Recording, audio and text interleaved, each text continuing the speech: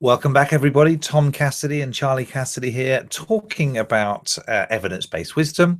And this particular session is on wisdom and humor. Now, I've long thought that that humor and intelligence are very closely related, but I've not really considered wisdom and humor. So, what have you got to share on that? Well, this was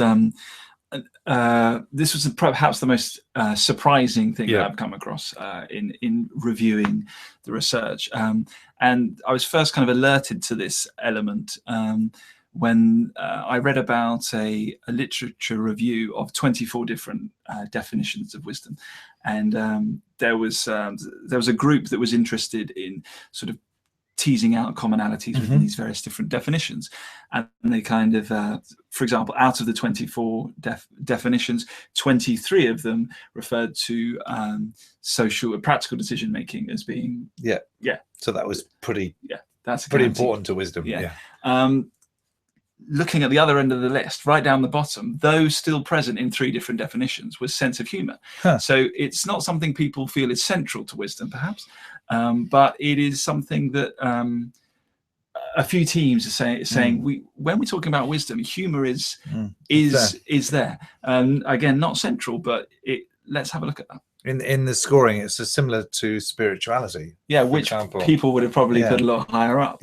So so I thought that was quite interesting. And there's one research team that's actually put humor really quite central to their framework, and this is a researcher called Jeffrey Webster, who developed the self-assessed wisdom scale, which is actually considered and has shown to be one of the most reliable tools for scoring people on wisdom. He has wisdom as 5 components: emotion, experience, reflection, openness, and humor. So that's a short list of 5, and he's put humor as one of those 5. That's very interesting. And what what can we learn from that? Saying that humor is important, that's great, but why is it that humor seems to be related to wisdom? So the sort of ways that he describes it as playing a role is irony, obviously. Quite often you to have a wise perspective on things, a humorous perspective on things is often stepping back from the detail and kind of getting it's certainly seeing things from a different perspective, which is the basis of humor, is it? Absolutely. Also, humor is used to manage stressful situations.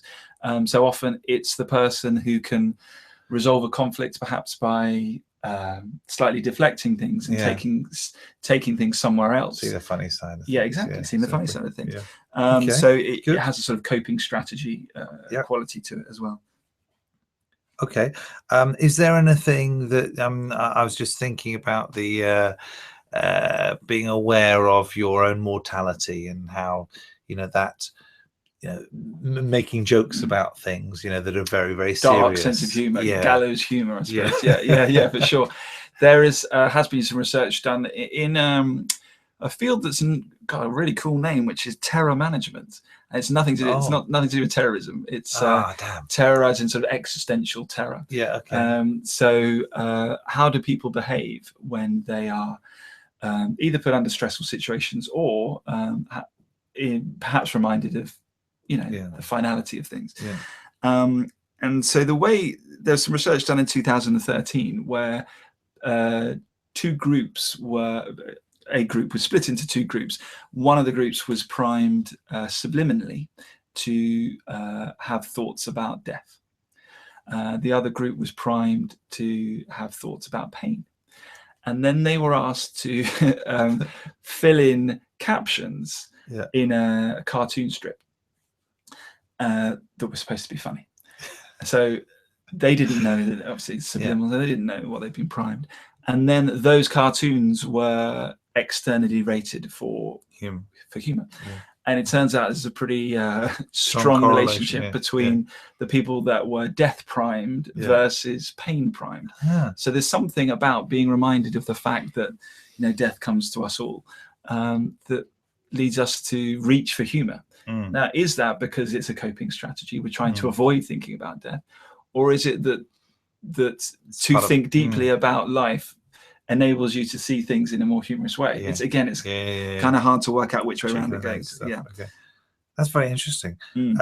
So again, people can see more details or deeper treatments of this on evidencebasedwisdom.com. But I like the idea of wisdom and humor being associated, because humor makes me feel good, and I like leading towards the concept of wisdom as being a way in which we can feel good about stuff. And so absolutely, it resonates with me. Resonates with you. Yeah. I mean, there's a comedy is a hard thing to make sense of, but not only have people tried to get the science of wisdom down, they've also started to look at comedy.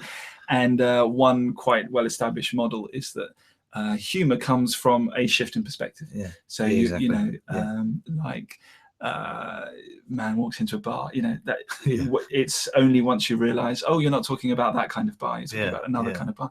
So that shift in perspective is, we have a sense of delight as a human when we experience that, like a twist in a film. You love the twist in the film, and so that perspective shifting is something very central to comedy, and obviously central to wisdom. So that perhaps is where the relationship lies, but that's quite a bit of conjecture there on my part. Absolutely. I was talking about evidence-based wisdom after all in this series. So there is some evidence that seems to indicate that wisdom and humor are related. So check it out. Absolutely. Okay, lovely.